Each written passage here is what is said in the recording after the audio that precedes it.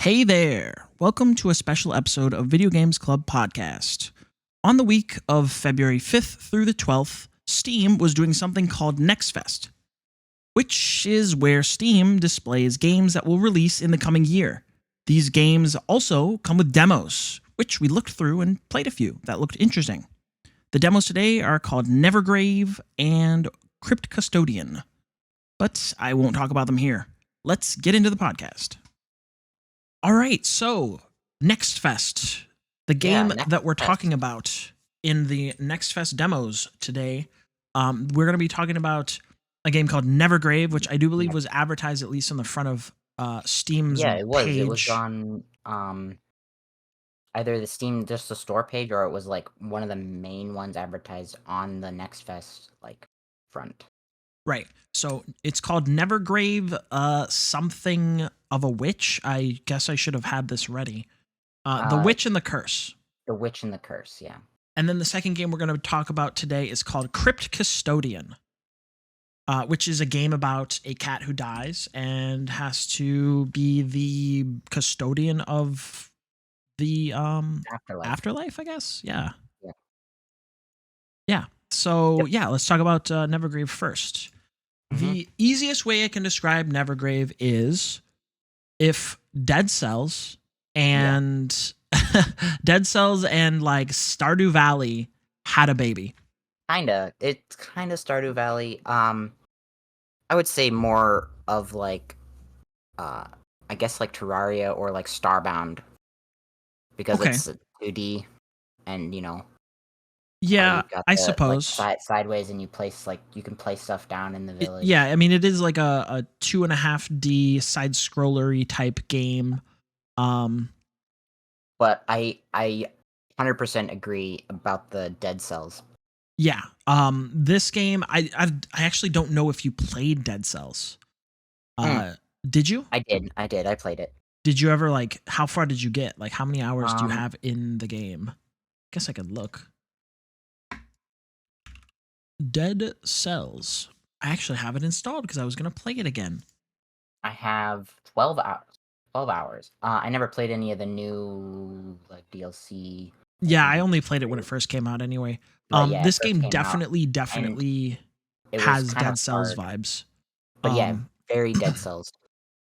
In that, you start the game, if you start a quote-unquote run into the dungeon, you get like a spell and a weapon, and then you burst in, and the first level is fairly predictable. All the enemies are the same. All of the pathways are pretty similar. They're it is still a procedurally generated. Rooms. But you can pretty well you see a room, it's going to be in there. Yeah. We say rooms, but they're not rooms. They're it's like blocks. Paths. It's like blocks of map, basically. Yeah. And then you can go through and get other spells or other not weapons. I guess you don't really get weapons. You get quote unquote tools along the way. You get tools, tools and spells. Yeah. Your weapon is your sword. Right, and that doesn't change. But one of the main gimmicks is you are not actually the person. Yeah. On the page, you play as the hat. Yeah, the hat. You're the little witch's hat. Your character is the hat. At the very beginning of the game, you drop down, similar to the way in Dead Cells, almost shot for shot, in Dead Cells. Almost shot for shot. Actually, the drop down looked to me more like Hollow Knight, but I thought of that first. Yeah, but, Hollow Knight. I mean, I think that's just because you have a lot more. I have more experience of Hollow Knight than I do Dead Cells. But yeah, I remember there being a drop in Dead Cells too. Yeah, you drop down as a little orb full of nastiness, and then you roll around, and then you gather stuff up, and you're I'm a person again. And then you find a corpse, and you're oh, this is mine now. Yeah. Kind of actually gather a body. Kind of like Grime, actually. Now that I think about it. Yeah. Anyway, these games they like to start like that. You start off as a little hat. It shows you the controls, you jump, you can go through small spaces as a hat. And you can, and then you Move find around. the corpse of a little warrior wizard girl, and you inhabit her, and she's just yours now. Yep, that's your main body. Yeah, Technically, it is your main body yeah, because that's the one you can like recall places. yeah. You like disintegrate That's the her one you. body, and That's then the you one you can, summon. and then you can Um, summon it places. It's a but you very can funny mechanic. detach from it and like take over things that leave a body when they die, like Um, enemies. Honestly, I thought it was really interesting that this inhabiting mechanic existed.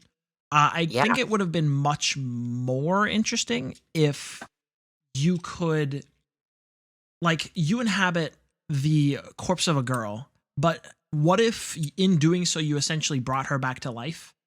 And like every maybe. time Yeah, you take, you know, every time you take the hat off of her, she like wakes up and is like, "What happened? What's going on?" And she like kind of wanders around until she gets like disintegrated again and like resummoned to place. yeah, that would be a little weird, but It would no, be a little weird, but like I I guess it think would it's kind like of, you're inhabiting like the corpse, basically. yeah. But I But mean, like to make it eventually it'll. consistent, also do the same thing with like the dog that you inhabit a little bit later, Yeah, or but anything like like that. You know what I mean? to inhabit that dog, you kill it.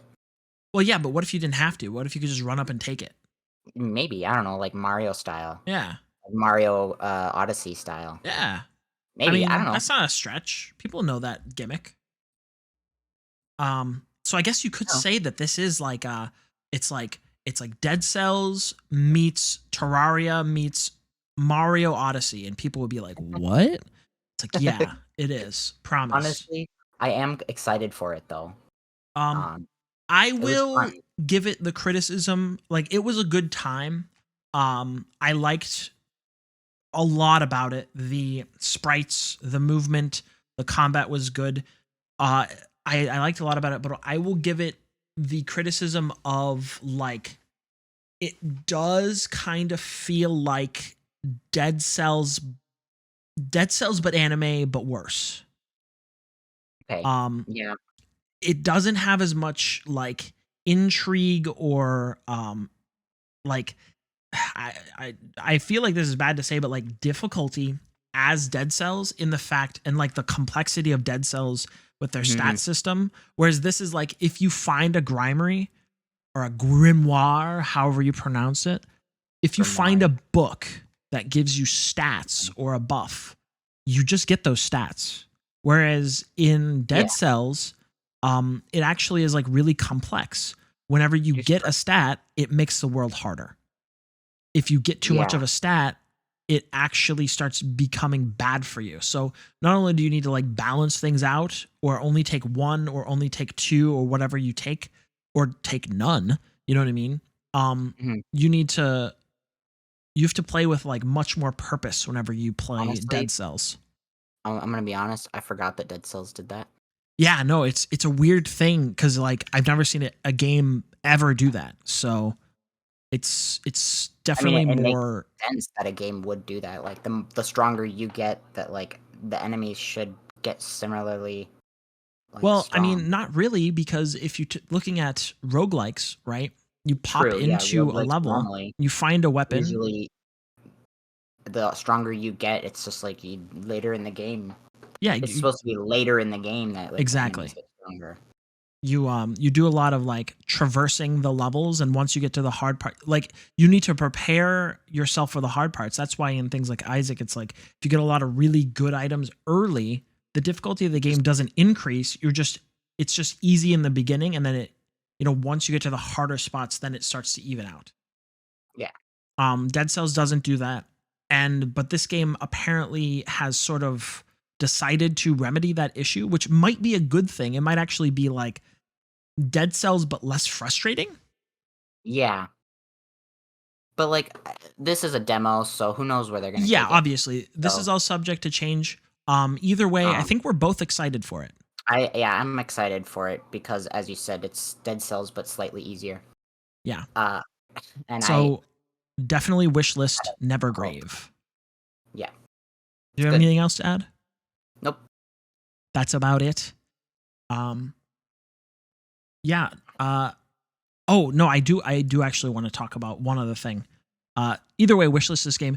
The other thing that I wanted to mention was the town is really interesting and unique. There wasn't a Yeah. lot added there. There was the like upgrade section was there.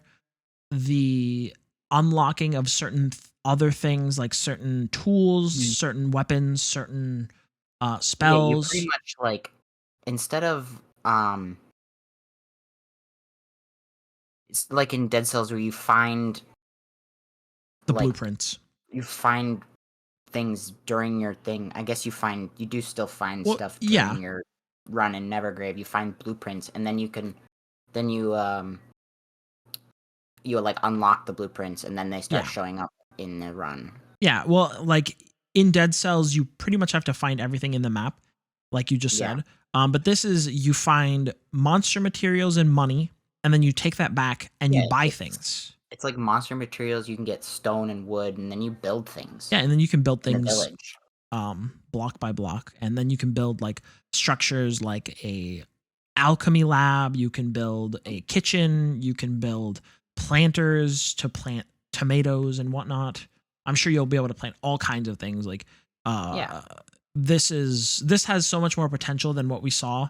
There's not a whole lot there in the beginning. There's like I think a total of like 5 useful structures in the demo, which is fine. It's just a demo that takes you to the first boss. Um, but I would say that definitely bookmark this game. Definitely put this one down. It looks really good. Unless you really don't like the like anime style of the look. Yeah. If you don't, I'm sorry for you. Go play Dead Cells then. Like Fair. that's about it. So, Yep, that's it. yeah. If there's nothing else to add, we'll move on to game number 2, which is called Crypt Custodian. Yes. Crypt Custodian is a game about a cat Cat who died. I think gets hit by a car. Yeah. Basically. It's The actually guy- not entirely clear whether or not it says you die, right? Like it tells you Yeah. that you die, but you like I don't know if you actually do. You know what I mean? Cuz like there are spirits that are in blue that you meet immediately. Yeah, actually. Like But you're literally not. immediately. Like You're not like really. that at all. You're visible. You're a black cat in a coat. For whatever reason. For whatever reason. I mean, most of the enemies that you fight are also like that. So I'm wondering Yeah. if I don't know. I feel like that might have some kind of I don't know, like implication or something. You know what I mean? Maybe. I don't know. I But really don't know.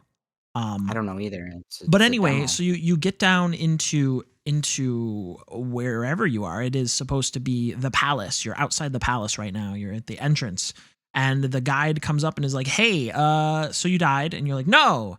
And then you're grabbed by this person and says, "Hey, come up here and talk to." Yeah, come to the palace. Go to the person who like runs the palace. Yeah. Who left you in either the nice place or the not nice place.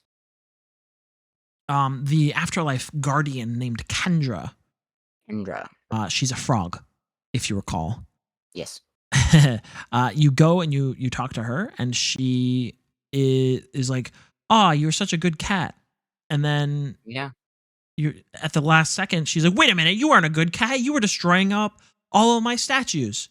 And Well, yeah, the 'cause reason for that is because right because- before this, You get a broom and you're like, okay, these ways are blocked by the statues, and it's like, okay, well, I mean, how are you supposed to get through? yeah, and like basically it's disguised as cleaning, because it like they Yeah. look like they're trash basically at that point.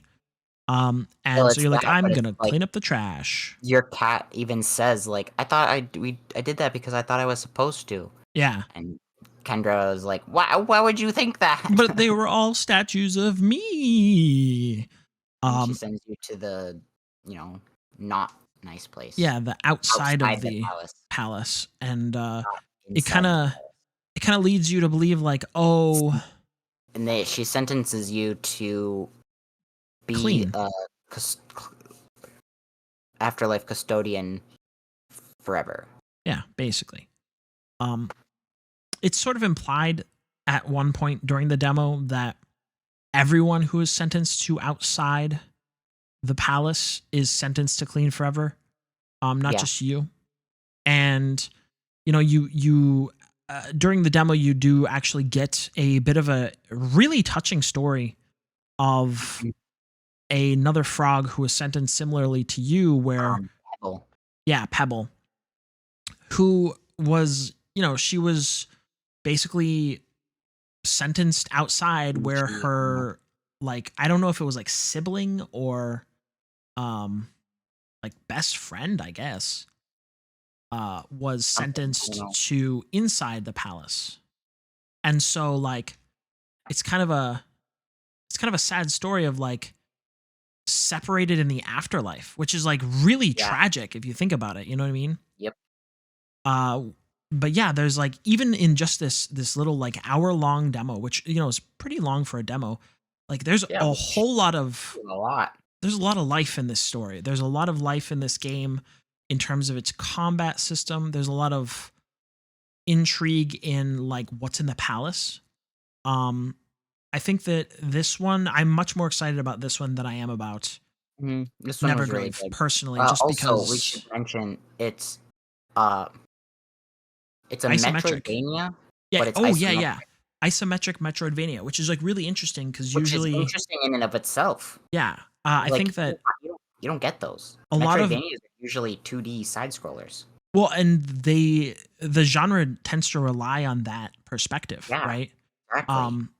The genre relies on being 2D to hide things from you, like above where you can see and below it, and then they gate it behind certain abilities and whatnot. Yeah. Whereas in this, don't know how they're gonna do that.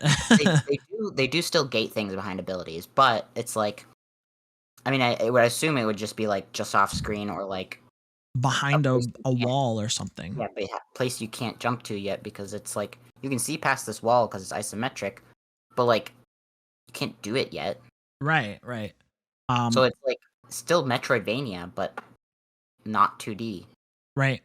Well, I'm definitely. It doesn't have a random map, so that's yeah. Like, which is really nice. I'm kind of I'm not like over roguelikes. I don't know if that's possible.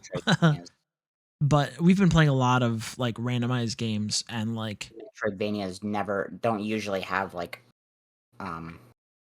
unless they're also a roguelike, they don't usually have like procedurally generated maps. Yeah. And that's like, a good thing in my opinion. And Metroid and Castlevania themselves don't. I mean, I'm sure you could do it. It's just I don't know if it adds. No. It might not add. Doesn't usually. It usually just kind of like subtracts. Unless it's a roguelike, like in Nevergrave or Dead Cells. Yeah. Those are But usually, well, like for example, those two that you just used as examples, they're definitely not narrative focused. So this game being much more narrative focused, I think that it's going to, you're going to need to do certain things at certain times for a reason, basically. So yeah, definitely. I would wishlist this. I would definitely wishlist this. There's not a whole lot else to tell about this game. Its graphics are really stylized. The music sounds like it was created by cats. The combat is incredibly like rewarding, but also like kind of difficult.